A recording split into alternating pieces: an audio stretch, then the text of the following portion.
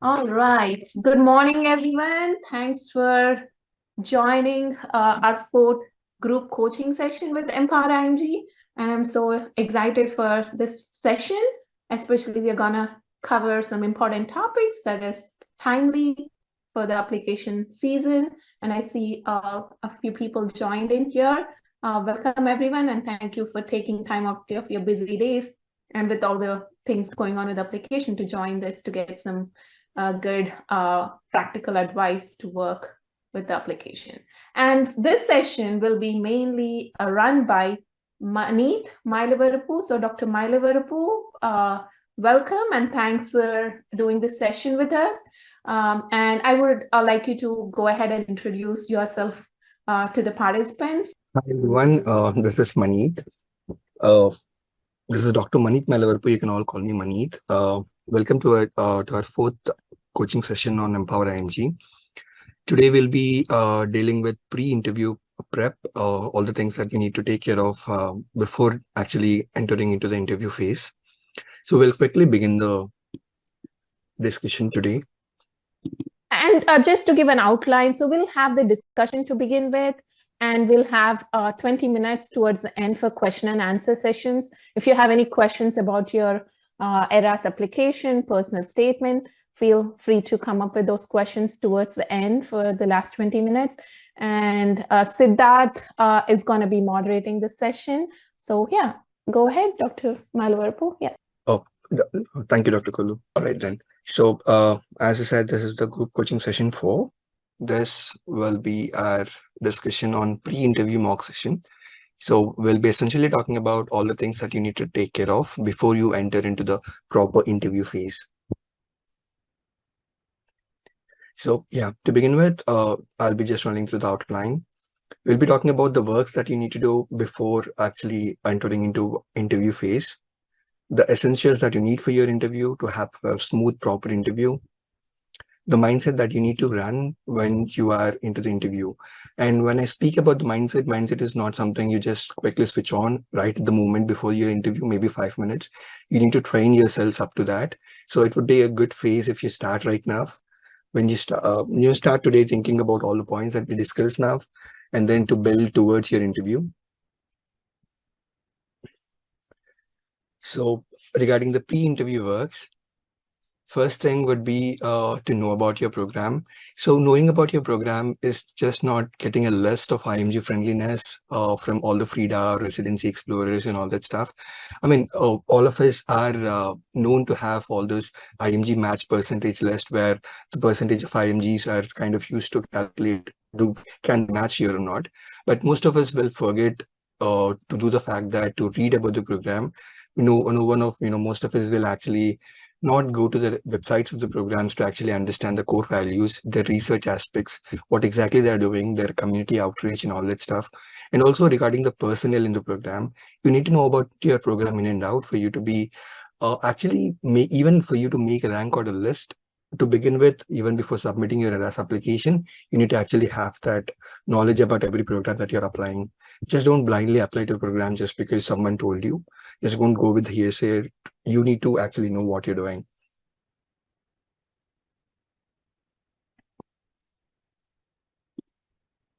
Yeah, that is research about your own program. Research about the program values. What are the values of the program? In what the program is currently invested? Is it a highly community-driven program? Is it a research-driven program? What are the fundings? What are the rules and regulations that they usually takes place when they do a huge level of research? Do a quick search about your program director, their core values, their interest in the respect to specialities, maybe their previous past research works, or maybe their acknowledgements about the chiefs, about all the other attendees and fellows and residents. The main thing is, apart from you actually knowing about the program and you getting the knowledge and everything, one more important thing that can build you is a sense of comparison. I mean, a sense of belonging. So when you go to a place where you know about everything, it would be better rather than just to randomly go there without knowing what exactly you're going to get. This can be, I mean, as simple as this. Uh, let's say you are going to a place just with the Google Maps, or just with Apple Maps. You just put it up in your maps and you're just reaching there. You don't actually know the way that you go there. But when you know about your program and you research about your program, you know everything, where where what you're gonna get, and what exactly is the persons that you're gonna talk. So you get an idea or a gist of it. So that gives you a better sense of belonging, rather than randomly applying and going and getting an interview there. And then this is the second most important point, which is knowing about yourself. This serves in a multitude of ways. Knowing about yourself doesn't always mean the amount of things that you need to put it on your personal statement or a CV. Knowing about yourself will help in multitude of ways.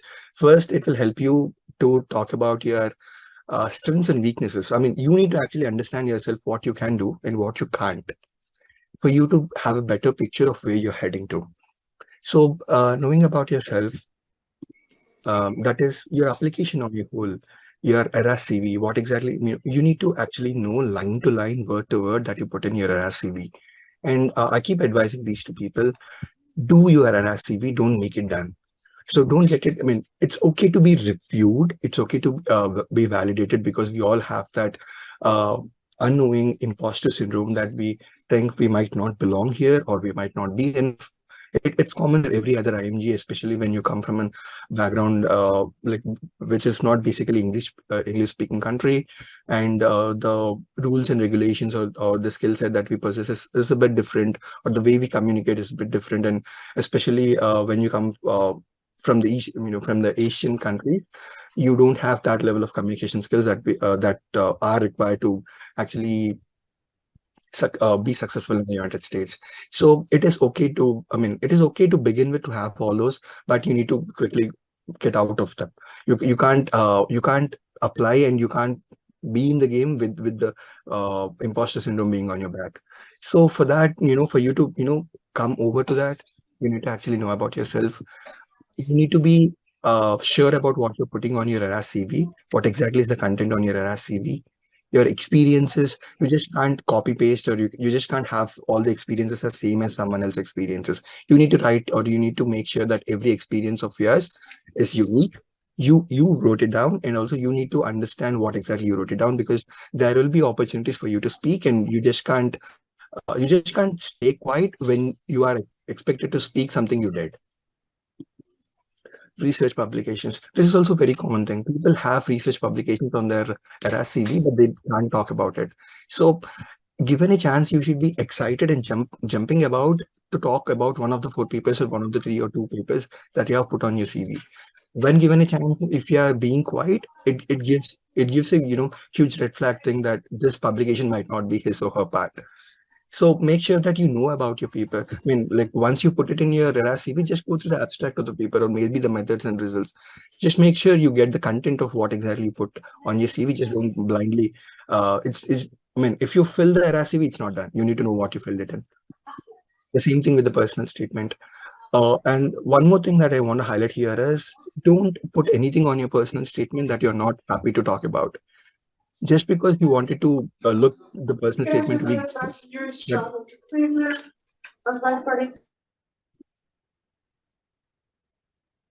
I'm sorry, yeah.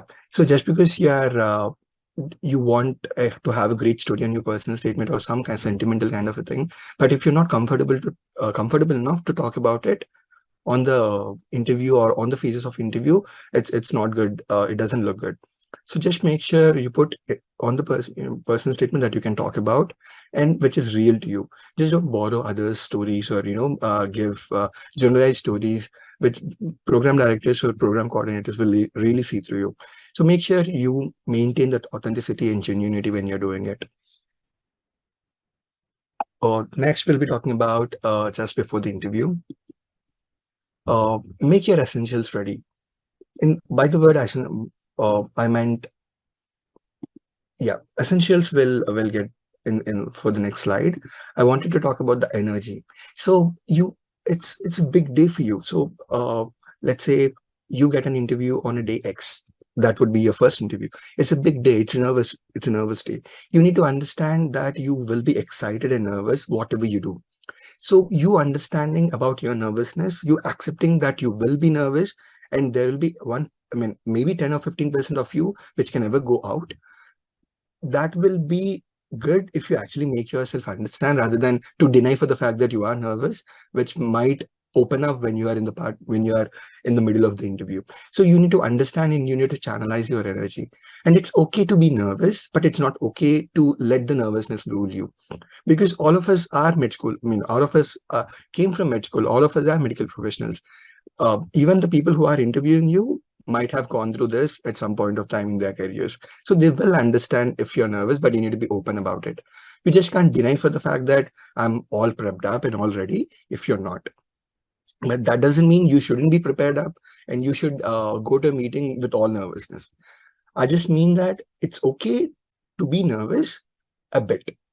And you need to understand that you need to accept your own nervousness and you need to ease off your own bit.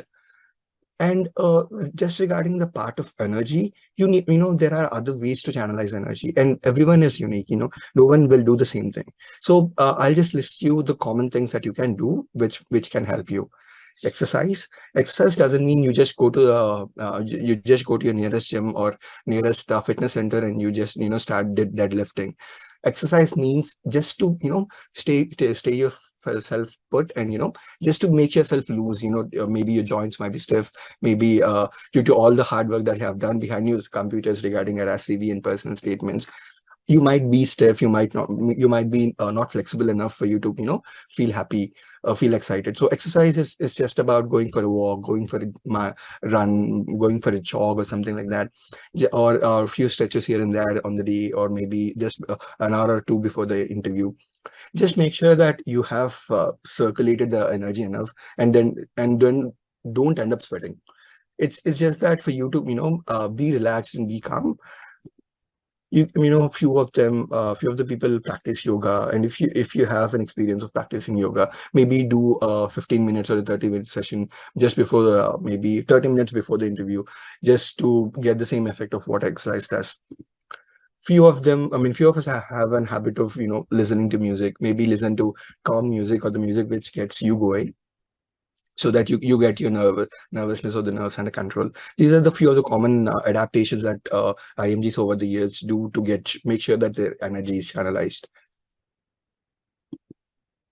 Punctuality. This is also very important, guys. Don't it's always better to be 5 minutes before than 5 minutes late. So make sure that you are always early, and make sure that you don't scramble for things after coming in. You can't expect a program director to wait for you just to for you to maybe pick your water bottle, or maybe pick your headphones, or maybe pick a notes, or a pen, or here and there.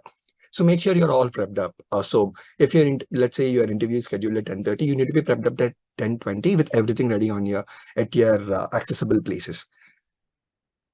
And make sure that you don't have any distractions around you. And to be frank enough, we will be knowing the day of the interview a lot before. It's not like no one will be emailing you at 10:20 a.m. and they'll be asking you to come to an interview at 10:30. So you will know way in advance when are you going to be interviewed, where you're going to be interviewed, and everything. So you need to make sure, to the best of your ability, your surroundings are under your control, so that the interview goes smoothly.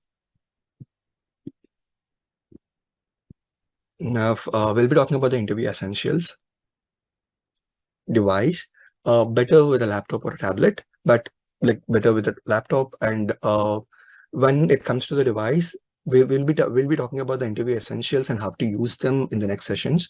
But for now, you need to make sure that your webcam is just located at your eye level, and you are looking straight into your webcam, so that it kind of gives you it kind of gives the other person impression that you're looking at them and talking with them, kind of a discussion session, rather than you're lost in your own world. Stable internet connection. Most of the things that I was talking about, even before or even in this interview essentials, these are so minute things that we end up forgetting or neglecting. But when the time comes, these can be the deciding factors where people think this person is not having the attention to detail, or this person is not caring enough.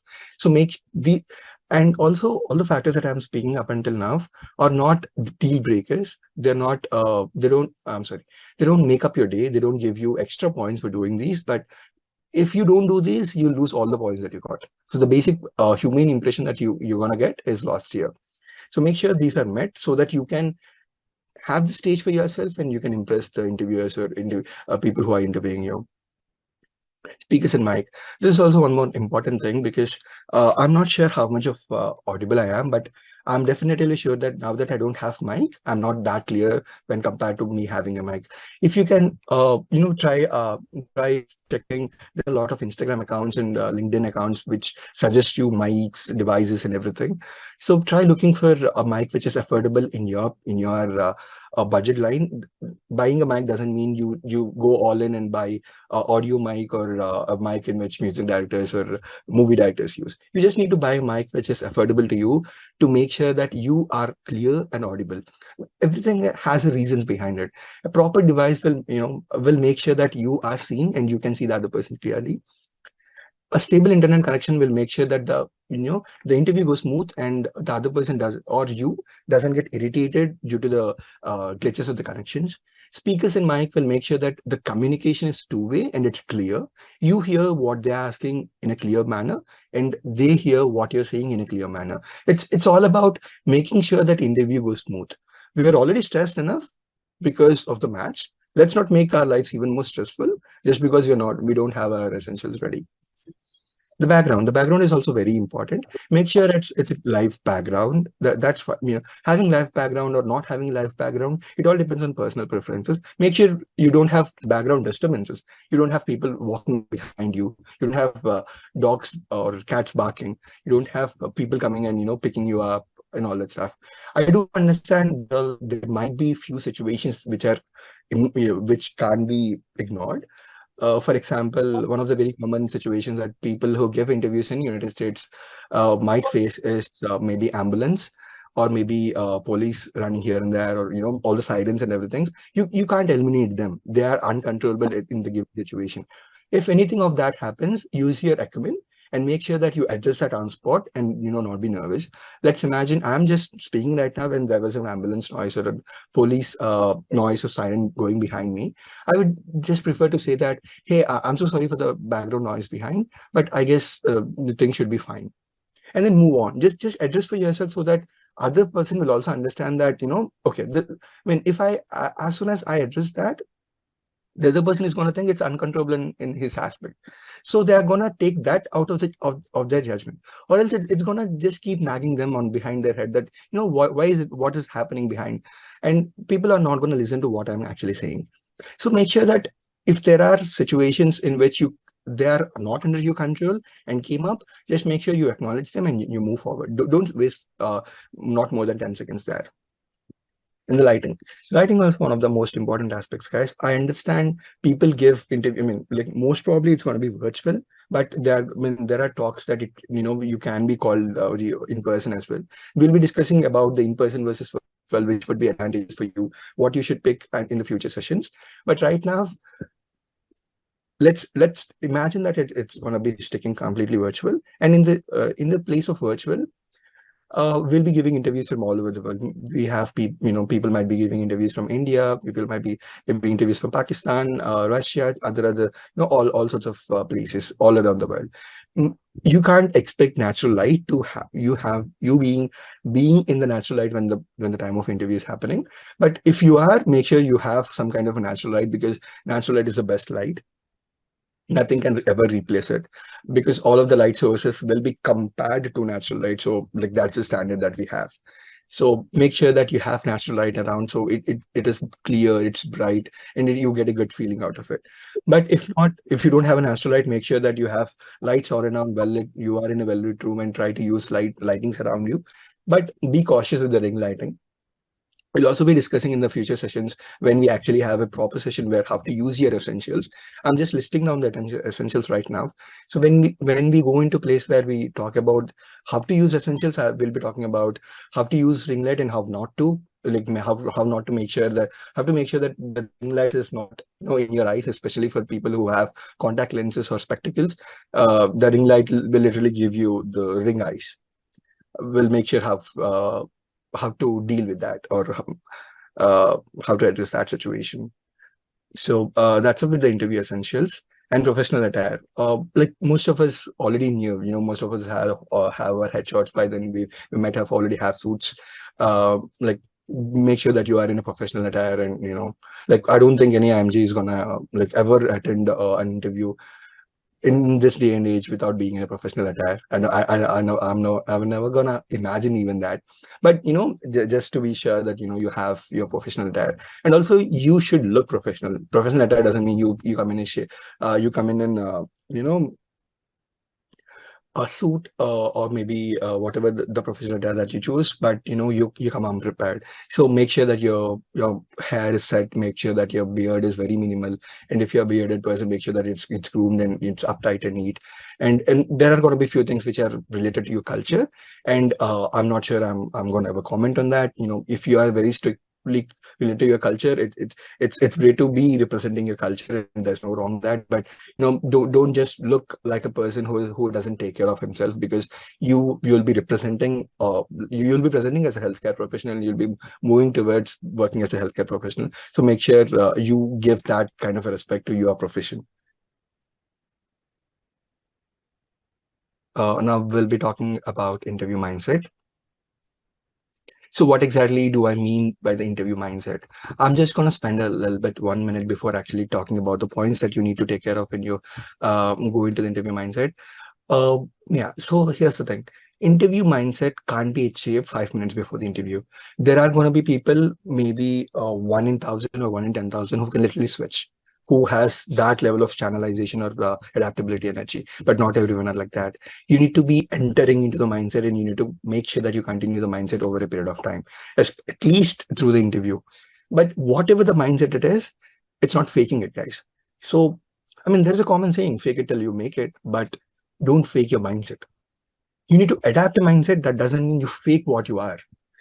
So for example, if I'm a true introvert, I can't fake being an extrovert just to get an interview, or just to make sure that people like me in the interview. Because let's imagine people like me in the interview and end up matching. I need to live with the same uh, kind of a personality for the next 3 or 4 years, being working there. All these people is going to literally see through me, and it's never advisable to have fake faces or fake masks when you go in.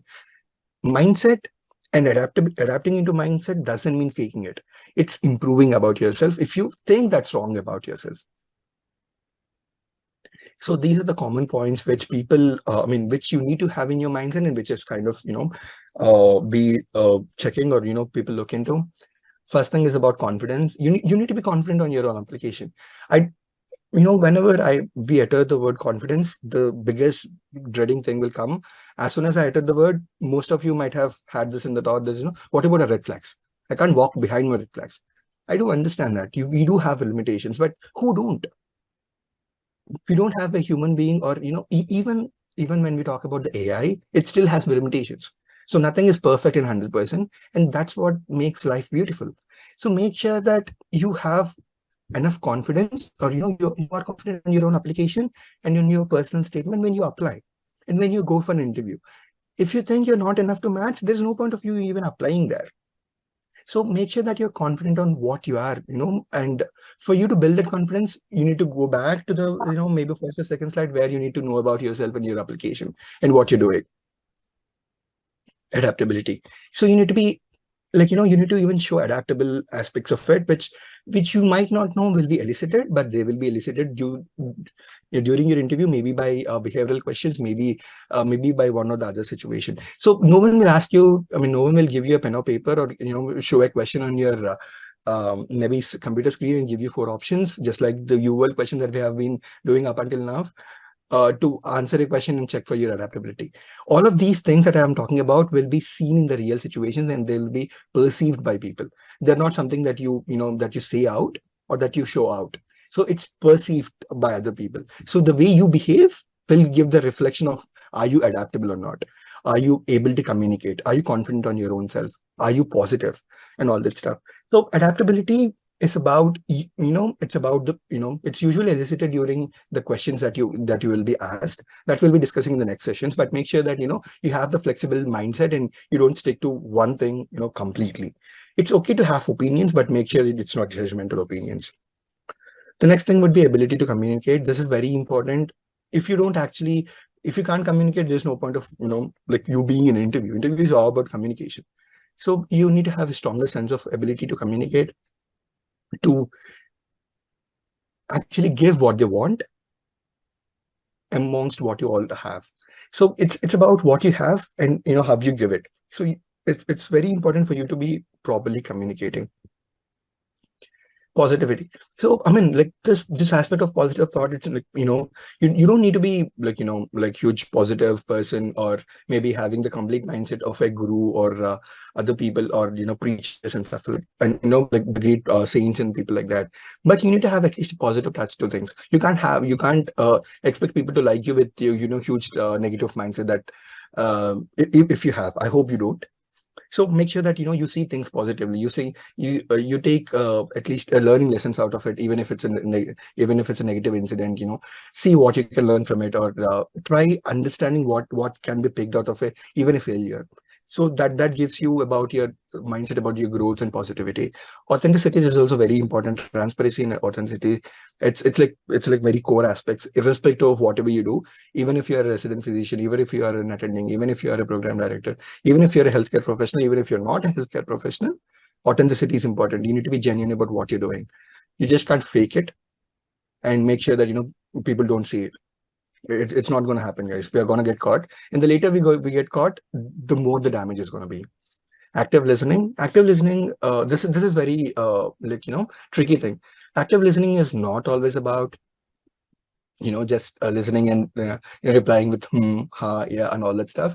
Active listening is about you making sure the discussion is open-ended.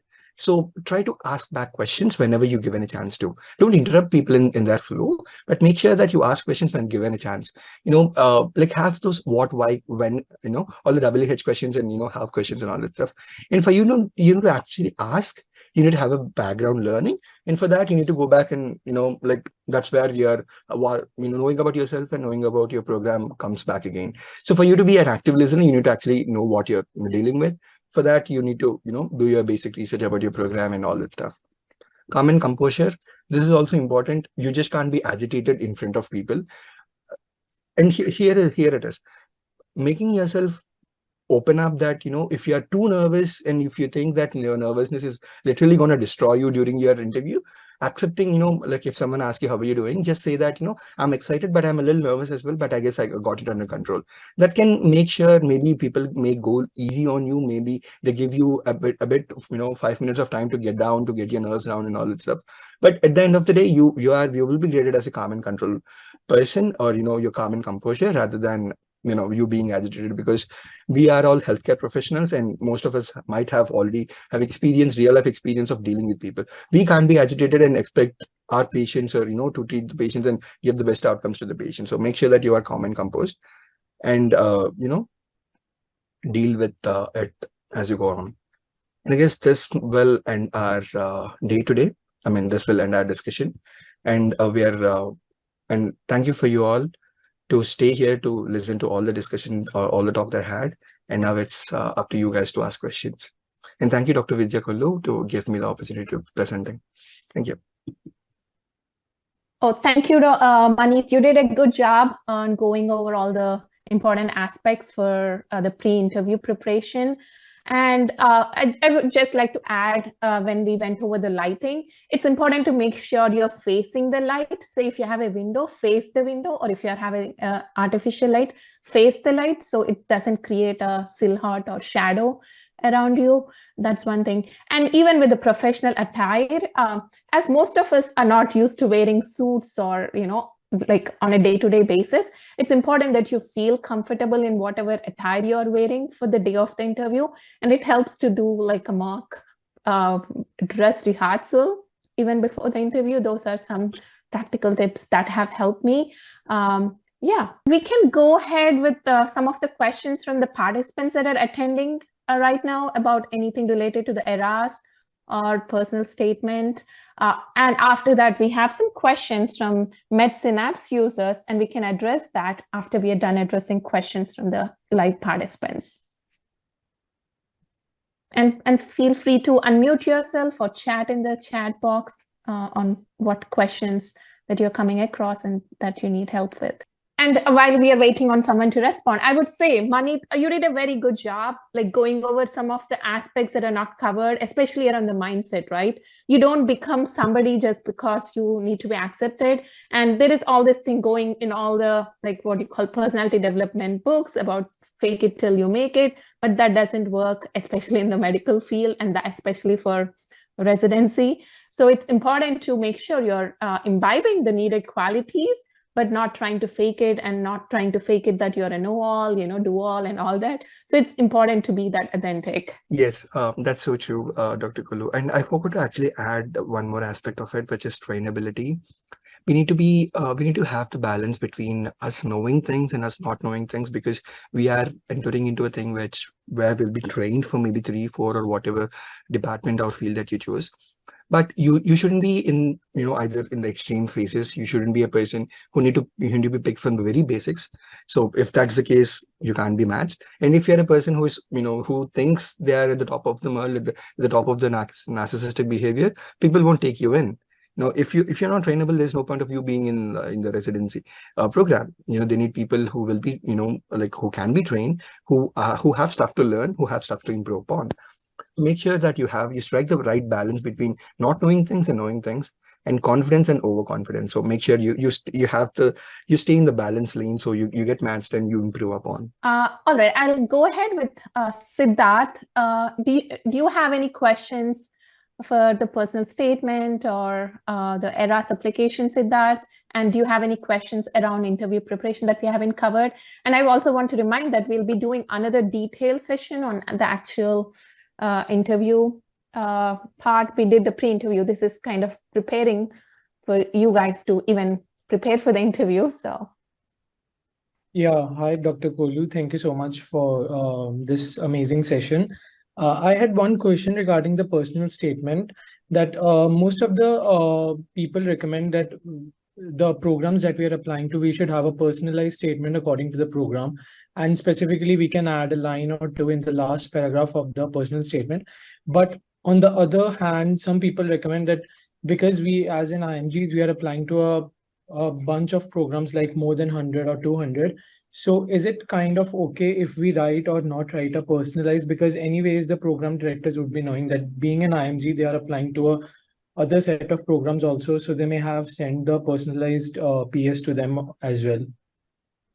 oh, so that's a great question, Siddharth. And what I would like to add here is when somebody reads your personal statement, they don't care if if you have sent a personalized statement to the other programs, and it doesn't matter to the residency program directors, how you have sent a personal statement. But what matters is your chance of making sure you are connecting and showing them that as much as the program is a good fit, like you are a good fit for them, that also that program is a good fit for you, which is an important aspect the program directors look into.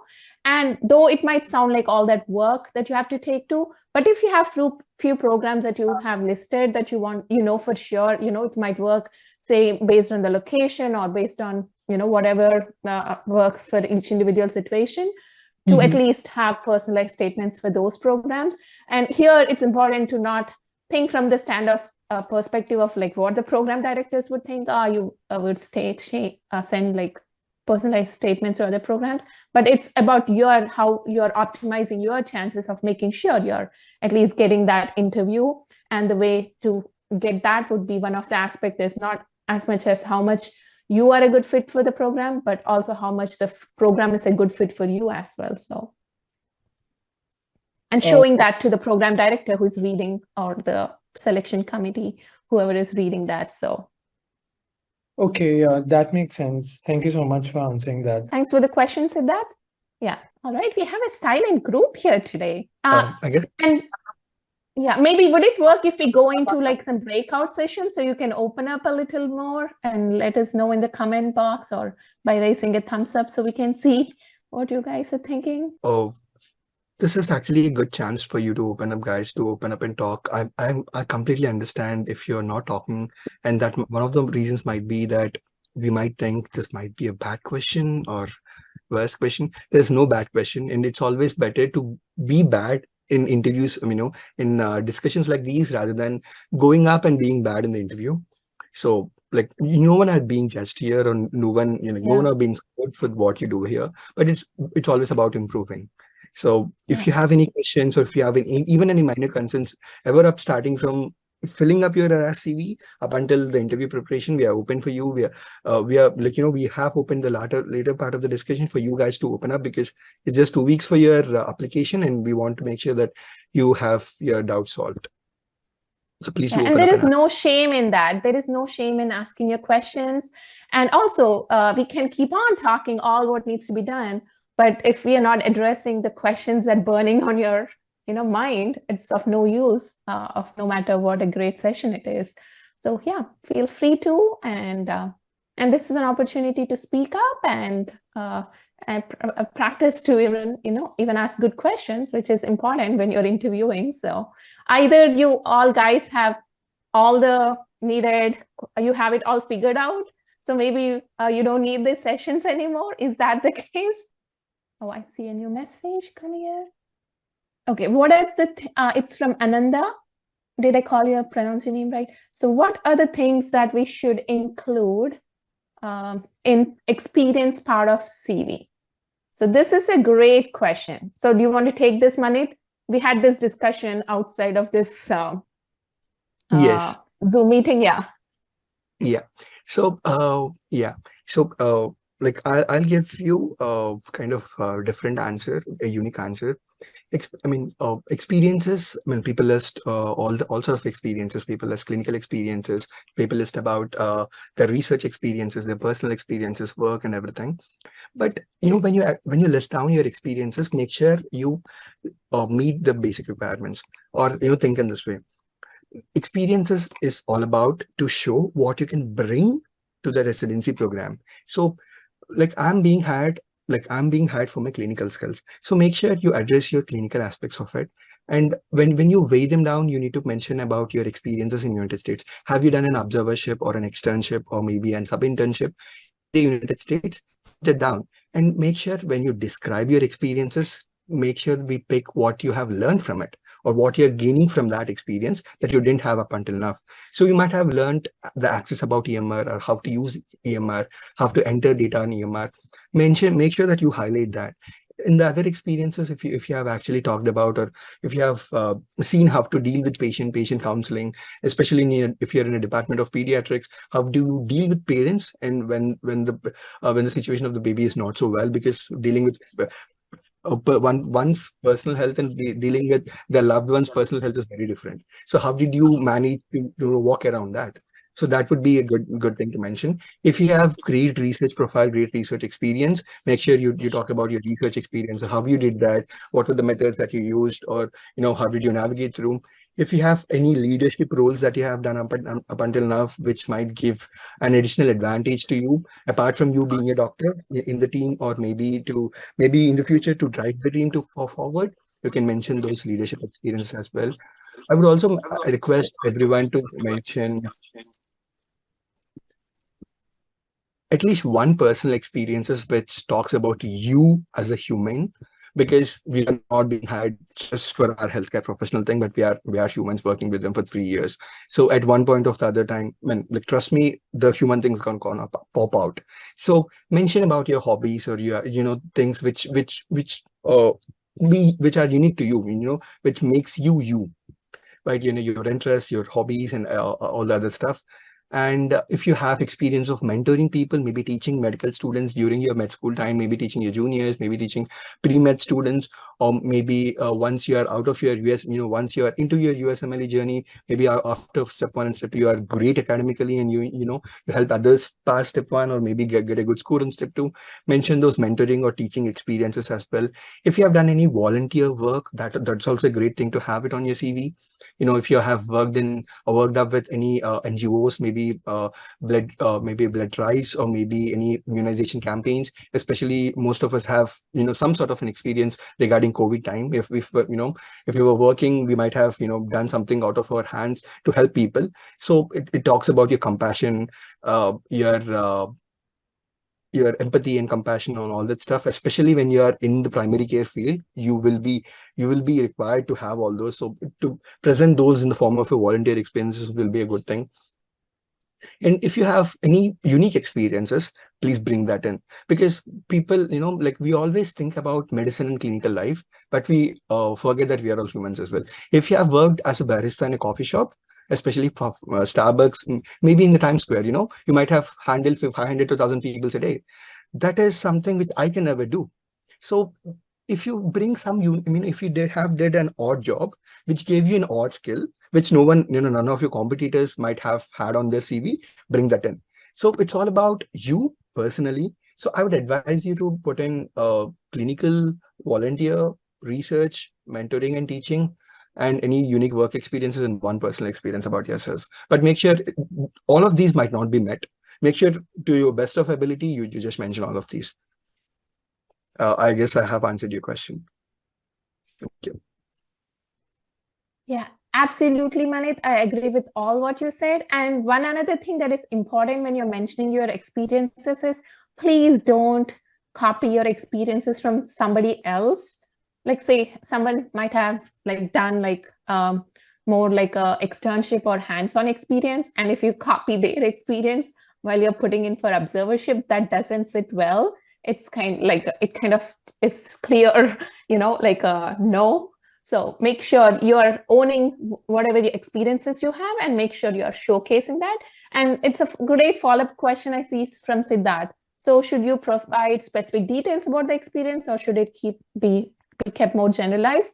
For that, it always helps to be more detailed of the like specific details of the experience. So whoever is reading the application knows what exactly you had experience with than just saying that generalized statement like here, like Siddharth was giving a good example, like over demonstrating proficiency in using EMR, it can be more elaborate, saying what exactly that you learned using EMR and all that. So and the other part is with experience, it's important to make sure that no experience is little. Especially one of the advantages that we as IMGs have is the clinical experience, right? We work in like resource limited I'm sorry, it feels like a tongue twister, but we work in resource limited settings where we are very good with our clinical acumen, and we see a variety of cases even in our medical school and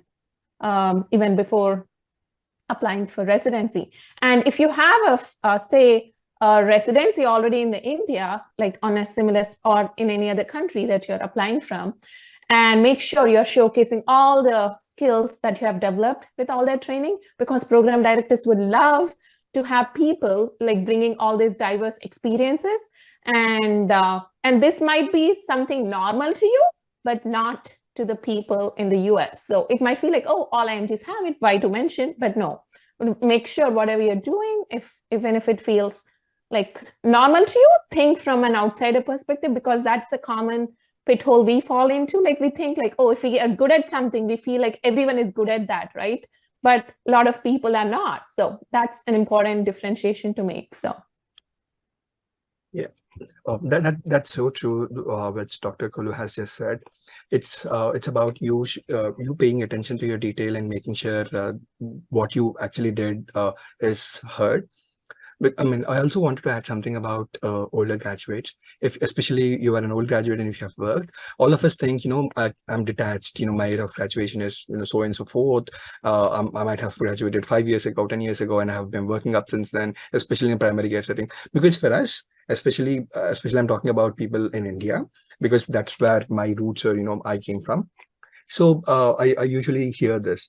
So they say, I worked for 5 years, or I worked for 6 years. That's a clinical setting. We don't have a lot of resources. What could I actually bring then?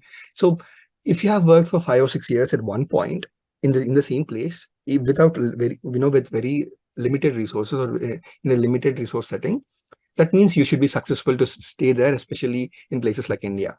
So if you are successful with the limited resources in treating patients and referring them, so you will be a very good primary care physician, or you'll be a very good primary care healthcare professional that you don't know about.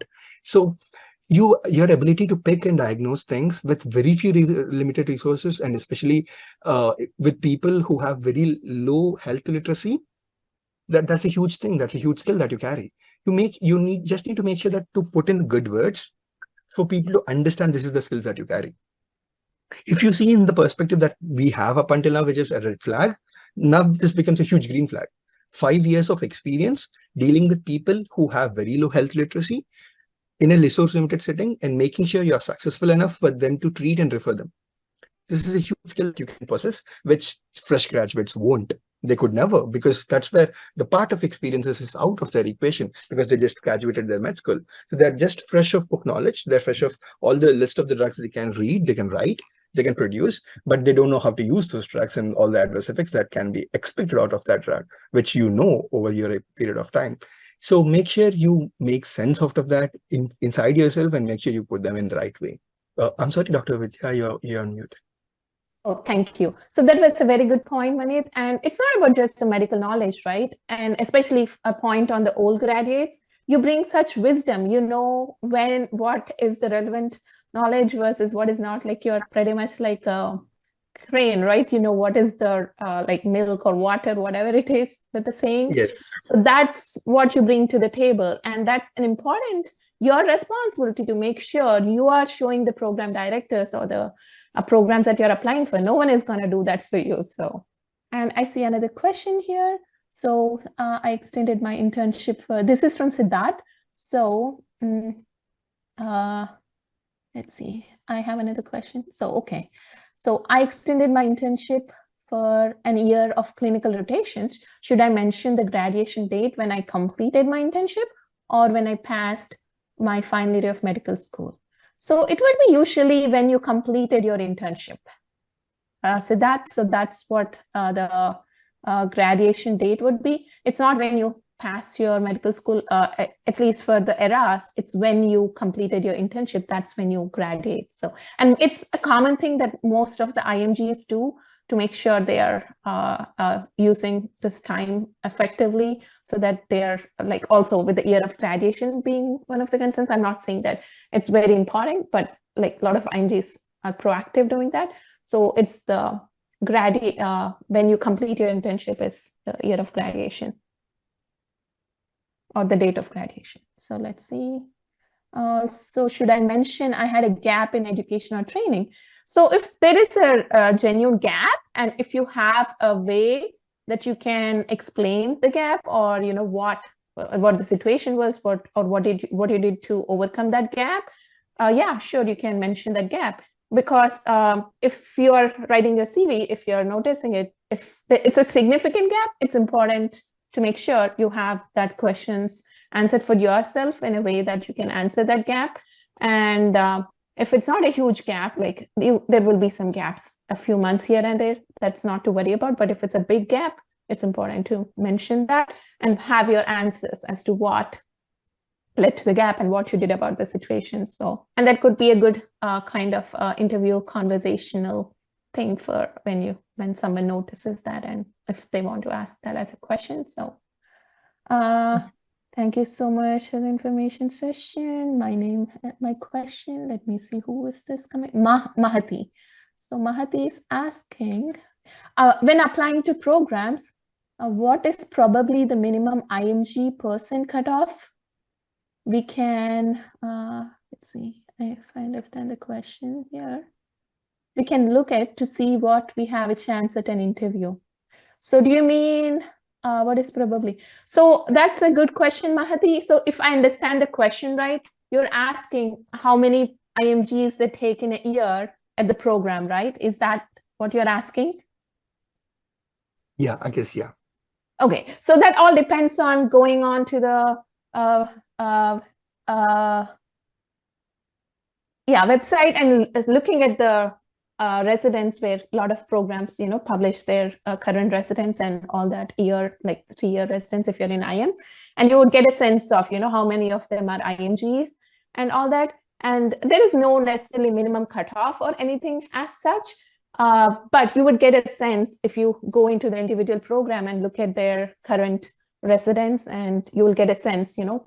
And also be careful, don't just go by if they look like IMGs, but look into where they went to medical school, if they went to medical school in the US versus if they're really IMGs, because there are a lot of US IMGs too. So, and also there are a lot of US American medical graduates too, who are like foreign. So does that answer your question, Mahati? I just want to add up one more point on that to follow up with Dr. Vidya Kollu. So, I mean, that's a great answer by Dr. Kollu, but one more thing which I have been recently seeing in, as the trends in the WhatsApp groups and the Telegram groups that we as IMGs are is about the percentage that's I guess that's where the question came from. So people tell that 30%, 20 go as Ela, minimum as 5. Jirtu, Naguma. I mean, you can go as minimum as 10 if you wanna apply for more programs, but make sure that you see the current trends in, I mean, as Dr. Vidya Kollu mentioned, in their websites, and especially research about every resident that that are there, because there might be 30% acceptance rate, but that program might have not been updated in the website that you're searching. So maybe Frida might have not updated that specific program. It might have shown 30%, but the latest trends last 3 years, there were only 3 or 4 IMGs. So make sure you have up-to-date information. And one way to cross-check is you check for the websites and make sure the current batch of residents are there, and you check for their individual profiles. And if they are IMGs, if they are one way of looking at it is their med schools, where they have headed from in their med schools, or maybe the degrees. If you don't have information about their med schools, MBBS is a good indication that they are outside of United States. MD might be something might be an indication that they might not, they might be outside of United States, but like high chance of they might be in the United States as well. So it's about researching a lot about your program before you're applying there. I guess I've completed the answer. Yeah. Thank you, Maneet. And I see another question here by Aman. How does the program director connect between you and your LOR author? If two LOR writers saying, I met him recently, does it affect the genuinity of the letter? I think I'm not able to connect the dots here, Aman. If you don't mind coming, unmuting yourself and elaborate more on what you mean by met him recently. There is something in between the lines. I'm not able to read what you're thinking, so. Okay, if I can actually understand what you have meant, that depends on the month that you have that the LOR was written. So, I mean, if in the LOR, if the person who is writing the LOR for you mentioned that you have rotated with him or observed with him, maybe in the month of August, and if two people are writing for the same month of August, then the genuinity will definitely be under question if the two places are not connected. But if you can explain that particularly in your RASA experiences as well. For example, if you have rotated 2 different places as 3 days a week, and you have made sure that it's clearly mentioned in your experiences, I don't think it would be tough for people to connect. But I mean, this is where the attention to detail aspect also comes in. So it's your responsibility to make sure that it's not confusing to people who read it, because it's not their job to make things clear, because they have hundreds of applications to review. So I guess we kind of answered your question, but as Dr. Vidya said, the question was not actually clear, and there was something between the lines. And this is something I have assumed that you might have been asking. Yeah, and we can move on to the next question. So Grishma is asking, can you tell about signaling? Oh, by the way, I love that term. Is it wise to signal programs where we have some connections, or signal programs where we don't have any connections? So when you're interviewing, and when it's the appropriate, like I'm assuming if you're meaning signaling during the time of interview, right, Grishma? So it helps to make sure when it's appropriate, like with the conversation, you do indicate that you have some connections who are people in the program, so that can lead to more conversations. And it's always going to help, like having that common connection, because it all comes down to the human being, like the social animal, and we kind of confine to what we know initially, then delve into the unknown and all that. So that would be helpful. And you don't necessarily need to signal the programs that you don't have any connections, unless it comes up in the conversations.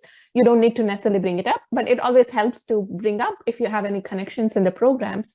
That always helps. So does it answer your question, Grishma? Oh, like applying?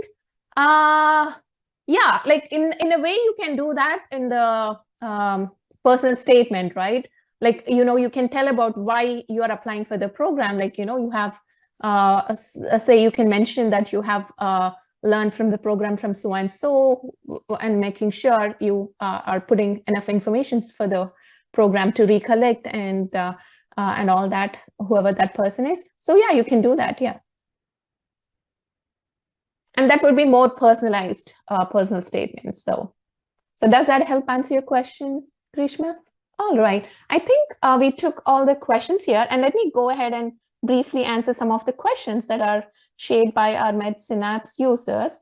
So the question I see, and there are a few questions, and some of them can be addressed eventually in like the Empower IMG podcast, but the question that is relevant to this session is, how can IMGs leverage their diverse backgrounds to contribute positively to the US healthcare system during their residency and fellowship? And it's something that we partly answered based on how we can use that experience, right?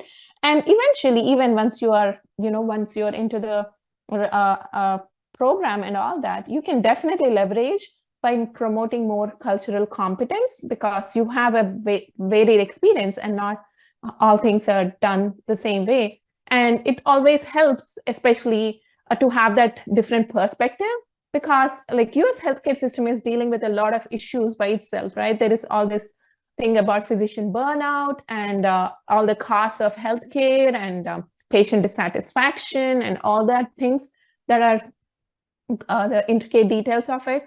But you would come with a fresh perspective where you might have like all this various ideas and strategies that you might have experience because of your diverse background. So that's a strength that you can bring to the programs, bringing that diverse perspective, and which is different from what it's already there. And also you can be an advocate for all the underserved communities, and that's a way you can leverage. And unfortunately, there is so much healthcare inequality, and that's something definitely that you can advocate for based on your experience working in like developing countries and all that. And you can always collaborate with multidisciplinary teams for providing like holistic care with and also your experience back home. Like there are some things that you feel like, oh, it's common sense because you do that when you practice at home, right? But here, when it comes, it's not so much common sense, but it's all protocols. But you bring that problem solving things without having to, find a research paper, article, or something which kind of without that analysis of paralysis, but what you can do to help the patients, and you will be a great addition to work in a multidisciplinary team. So that way. So I think this will call for the end of the session, as we are already past time. I appreciate everyone joining the session, and thank you, Manit, for doing an awesome job and taking your time to build this session. And for everyone, so Manit is currently the one who is running Empower IMG with support from the other volunteers at Empower IMG. And a big round of applause for you. Thank you. Thank you, Dr. Kollu, for the opportunity. And thank you for empowering. And thank you, Siddharth, for being the moderator here. Yeah. Yeah. Thank you, Siddharth. And thank you, Niharika, for getting all of this organized within the group and within the LinkedIn too. Thank you. Yeah. All right. You all have a good rest of your day and weekend. See you on the next session in 2 weeks.